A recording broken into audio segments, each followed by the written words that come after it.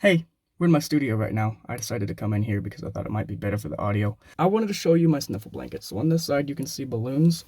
On this side there's no balloons, but you can see the balloons on the other side sometimes leaking in depending on the light. I got this when I was very little, like somewhere in the first month of my birth. This was given to me. Now when I was 4 years old, I went over and someone was vacuuming and this got sucked up in the vacuum all the way from this point to this point. Luckily for one of my mom's friends, she went and had a friend that went and stitched this back up with also silk edges. It just wasn't white, but if it wasn't for her to help fix this blanket up, I have no idea what it would look like after the vacuuming incident. It's the only corner that really got damaged. And the reason I call it my sniffle blanket is because, yeah, I look like a gas huffer. I'll come up here and I'll get the little silk edges, put it up to my nose, and I'll sniff it, and that's why it's called my sniffle blanket. It's very soft. I like getting it cold and putting it on my face, especially when I'm feeling sad, but I still need to go to sleep. So I'll put this up to my face. Me laying down with the blanket over top of me, with my cold sniffle blanket on my face, gives me a feeling that is very specific and particular. Nothing else will be that same exact feeling. Maybe a little similar, but not that exact feeling. It also is what I used to do in my childhood, so this brings me back. Say goodbye to the studio.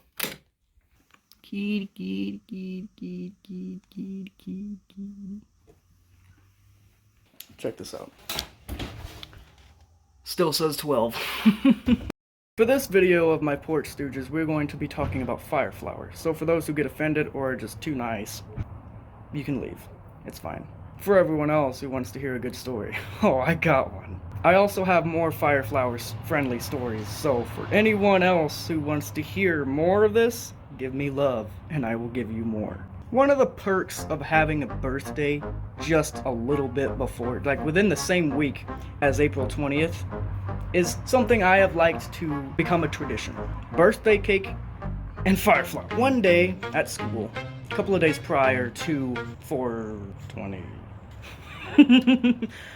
One of my friends, we're gonna call him Huntix, he had let me and a couple of his other buddies know that, hey, we're gonna celebrate when it comes that day. So that day came, and I asked him, hey, are we still down? He goes, hell yeah, we're still down. Come meet me at lunch. We all met up at lunch. It was me, some other guy, didn't remember who he was, and this other guy who had red hair, we're just gonna call him the redhead. Went down to the park that's just down the road from my old house. He had a grinder container, like a 2-in-1. Took the top half, grinded it up, and we smoked the top half. Puff, puff, pass, puff, puff, pass. Right on the entire way through lunch break. I didn't even eat that day.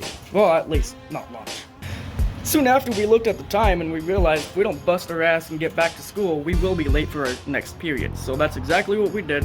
Went back up in the Jeep to school. I don't remember what we learned that day, but he also said, meet me at the top of the main stairs if you want some more after school. We're just gonna keep going. I was like, hell yeah. Okay, it's a Friday, number one. Oh, and that also means that it was early off of school. It was an early out day. And I also had a couple of hours just being home alone. I wouldn't be judged by anyone. I can play my music however loud I want to. So we went and finished off the entire rest of what was in his grinder container. All of it. Now, my old house was just down the road from the same park that we went to, but I still didn't want to walk. He gave me a ride, and then I had some birthday cake, listened to some music, blaring it from Radio Los Santos, GTA 5, if anyone knows what I'm talking about. That was my shit back in the day. And I laid on my bed with my cat. Held her right here on my chest, and I looked at her nose, and I was like, huh, that's weird. Her nose looks like it belongs to a dog. I looked at her eyes, and I was like, huh, that's weird. Her eyes look like my dad's eyes. And I looked at her ears, and I was like, those look normal.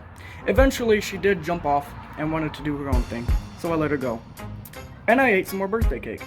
After a while, I did turn down the music, though, because I didn't want a noise complaint. Cops showing up at my door, especially with the current mental state. My current mental state. I think that's how it's pronounced. And I wound up finishing off my birthday cake. Now, for that year, I wanted white birthday cake with white frosting looking like a fucking wedding cake.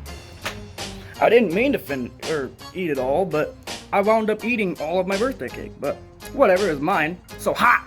After a while, I got tired. I couldn't remember if my cat went and laid down with me when I went to go to bed, or if she just wanted to do her own thing. But also, I remember eating more birthday cake after I finished it off in my bed. I don't eat in my bed, ever. So that was a first for me. I guess I was just very tired and lazy and still wanted birthday cake after I finished it off. Well, when I woke up, I became more clear of my surroundings, and I noticed my sniffle blanket that I was curling up with was wet. For whatever reason, it was just one corner of it was wet. So I was like, what's going on? No, that's my phone. Yeah.